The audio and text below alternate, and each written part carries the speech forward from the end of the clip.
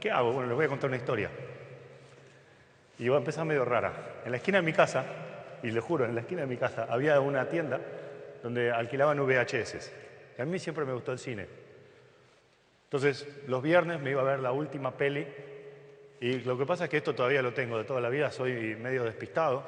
Y cada vez que llegaba y preguntaba por la última de Tom Cruise, alquilada. Y después había todo un sistemita que tenían, se podía reservar.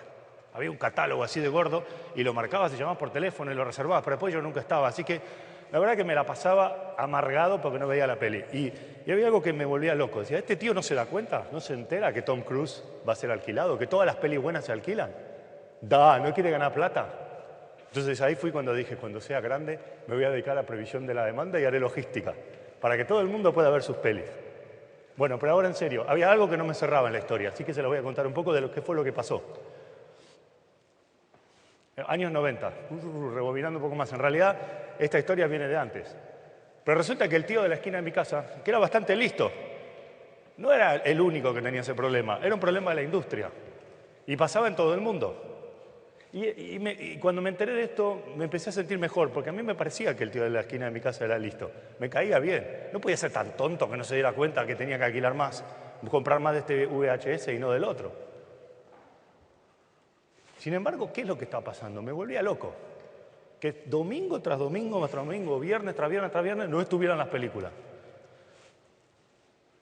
Algo no me cerraba. Y vienen por dónde vienen los tiros. Y esto me lo enteré, les juro, muchísimos años después. Pero lo llamé a mi vecino de la esquina y le felicité, porque me di cuenta que en realidad la tenía mucho más clara de lo que yo pensaba. Claro, lo que pasaba era que el estudio le estaba vendiendo la copia del VHS con licencia comercial para que lo pudiera alquilar a $45. No es el precio de venta final a consumidor, es un precio de venta con licencia para alquilar. Y seguro que mi amigo no hacía nada pirata, así que vamos a hablar solo de lo legal. Y claro, él tenía que sacar una cuenta rápida. Si yo pago $45 por esta copia, más vale, las alquilaba en ese momento a $3,50, más vale que la alquile, bueno, pues unas 12 veces.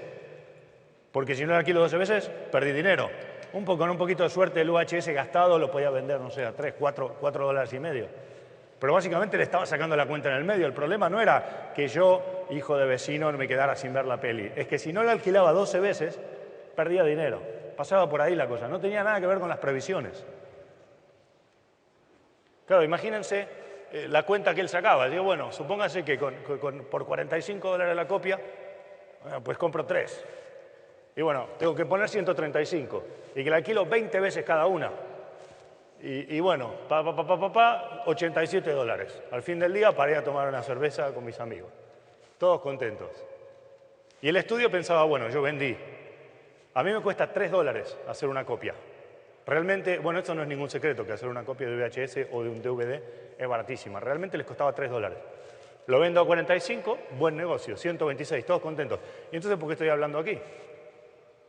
Bueno, miren lo que pasa. Si sumo lo que ganaba el estudio a lo que ganaba la tienda, estamos en unos $213. Pero yo seguía cabreadísimo cada fin de semana, que no podía ver mi maldita película. Y si tenía suerte, agarraba a Casablanca, la versión en blanco y negro. ¿Y por qué? Y no puede ser, la demanda no se estaba encontrando con la oferta. Está bien que estuvieran ganando dinero todo el mundo, pero hay algo que no está bien, hay algo que no me terminaba de cerrar. Bueno, este es el problema. Claro, si pensáramos todo como un solo paquete, realmente a $3 por copia, que es el coste real de hacer una copia más, con alquilar una vez esa copia ya recuperé el dinero y aún así tengo la oportunidad de venderla usada. Debería haber un montón de copias, no una. Si estuviéramos todos juntos, el problema es en la transferencia, en el pase de mano del estudio a la tienda.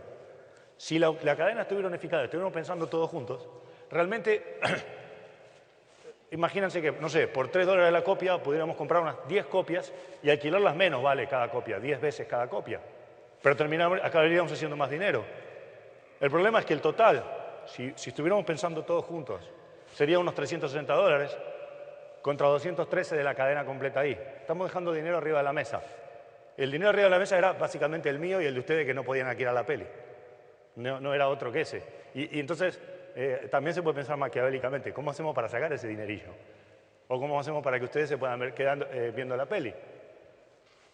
Pero básicamente, para resumir, lo que pasaba es que en la tienda de la esquina de mi casa había menos copias y todo el mundo hacía menos dinero.